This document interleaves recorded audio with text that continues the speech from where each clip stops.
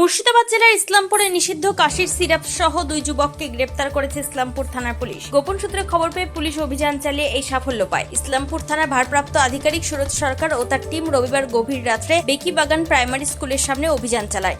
ওই সময় সন্দেহভাজন একটি স্কুটি আটক করে তল্লাশি চালানো হলে সেখান থেকে 115 বোতল নিষিদ্ধ কাশির সিরাপ উদ্ধার হয়। ঘটনাস্থল থেকে দুজনকে গ্রেপ্তার করা হয়। ধৃতদের নাম রাজীব শেখ এবং শাহাবুল শেখ। দুজনেরই বাড়ি ধনিরামপুর এলাকায় বলে জানা গিয়েছে। মঙ্গলবার ধৃতদের লালবাগ মহকুমা আদালতে পাঠানো হয়েছে। তবে ইসলামপুর থানায় বড় সাফল্যের বিষয়ে স্থানীয় পঞ্চায়েত প্রতিনিধি সেলিম রেজা কি জানাচ্ছেন শুনব। সকাল দেখলে যেমন বোঝা যায় যে দিনটা কেমন যাবে, যেমন আমাদের যিনি এসছেন সুরজ সরকার ওসি, তেনার প্রথমটা দেখে আমরা অন্ততপক্ষে খুশি।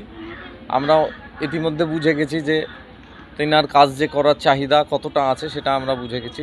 এলাকার যে শান্তি শৃঙ্খলা বজায় রাখতে চাইছেন এবং তেনার সোর্স, তাতে আমরা খুশি। এলাকায় শান্তি বিরাজ থাক, আমরা সবসময় পাশে আছি।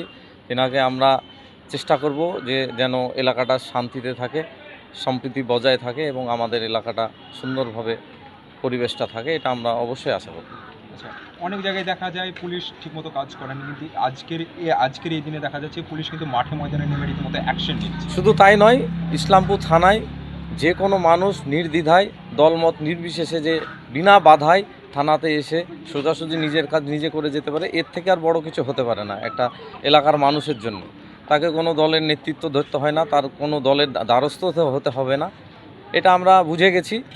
আমরা চাইছি যে এইভাবে নিজের কাজ মানুষ ন্যায় বিচার পাক ইসলামপুর থানা থেকে, এবং ওনার কাছে আমরা এটাই আশা করছি, আমরা সাপোর্টে আছি। আমরা যথেষ্ট ওনাকে শ্রদ্ধা ভালোবাসা চাইছি যেন আমাদের এলাকার মানুষ অন্ততপক্ষে নির্বিঘ্নে বাস করতে পারে।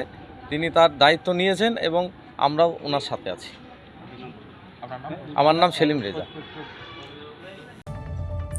তবে এই ঘটনায় আর কে বা কারা জড়িত, কোথা থেকেই বা নিয়ে আসা হচ্ছিল সেই ফেন্সিডিল, কোথায় বা পাচারের ছক বেঁধেছিল তারা, তার পুরো ঘটনার তদন্তের সুবিধার্থে 10 দিনের পুলিশ হেফাজত চাওয়া হয়েছে মহামান্য আদালতের কাছে বলে জানা গিয়েছে পুলিশ সূত্রে।